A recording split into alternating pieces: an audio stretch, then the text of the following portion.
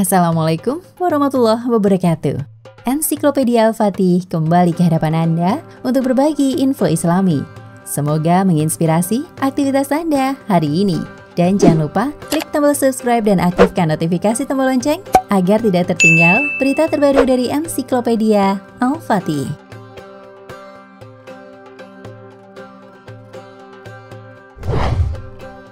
Kata dan istilah dayus tidak dikenal oleh bangsa Arab pra-Islam. Kata dan istilah ini pertama kali diperkenalkan oleh Rasulullah SAW. Dalam sebuah hadis dari Ammar bin Yasir, ia mendengar Rasulullah SAW bersabda, 3 golongan yang tidak akan memasuki syurga yaitu dayus, wanita yang menyerupai laki-laki, dan orang yang ketagihan arak. Lalu sahabat bertanya, "Wahai Rasulullah, kami telah paham arti orang yang ketagihan arak. Tetapi, apakah itu dayus?" Rasulullah menjawab, yaitu orang yang tidak mempedulikan siapa yang masuk atau bertemu dengan istri dan anak-anaknya. Hadis riwayat Tabrani. Di hadis yang lain, Rasulullah SAW bersabda, 3 golongan yang Allah tidak akan melihat mereka di hari kiamat, yaitu si pendurhaka kepada ibu bapaknya, perempuan yang menyerupai laki-laki, dan laki-laki dayus. Hadis riwayat Ahmad dan Nasa'i.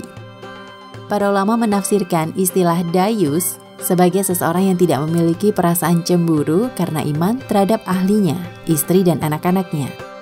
Di kota Jakarta dan di kota-kota besar lainnya, kemunculan para dayus ini seperti tidak terbendung. Mereka adalah suami-suami atau bapak-bapak yang sangat permisif.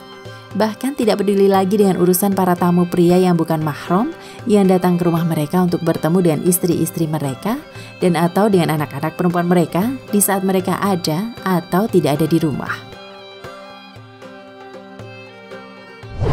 Begitu murkanya Allah Subhanahu wa Ta'ala kepada dayus ini dikarenakan dia turut memberikan kontribusi terhadap semakin meningkatnya perceraian di Indonesia yang diakibatkan perselingkuhan istri, khususnya dilakukan di dalam rumah.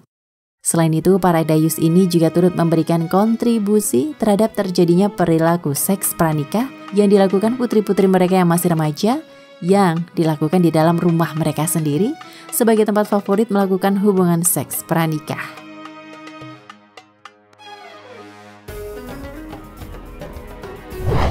Berdasarkan hasil penelitian yang dilakukan di Jakarta dan Surabaya oleh Dr. Biran Afandi dan Dr. Dalanan, munculnya dayus bisa disebabkan oleh banyak faktor. Misalnya, yang banyak terjadi di kota-kota besar seperti di Jakarta adalah suami atau bapak mengizinkan pria dewasa yang bukan mahram masuk ke dalam rumahnya untuk memperbaiki listrik, AC, dan peralatan lainnya, memasang instalasi baru, peralatan baru, atau kepentingan lainnya, sementara suami atau bapaknya tidak ada di rumah. Sedangkan yang di rumah hanya istri atau anak-anak remaja putrinya.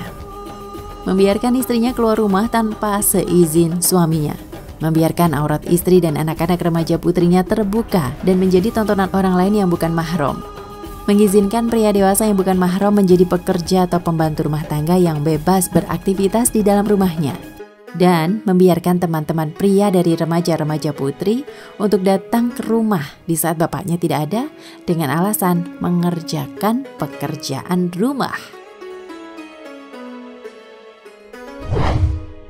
Namun yang paling mendasar dari munculnya para dayus ini adalah para suami atau bapak ketika menikah tidak dibekali dengan ilmu tentang keluarga, khususnya tentang hak dan kewajibannya sebagai suami atau bapak, utamanya yang bersumber dari Al-Quran dan hadis.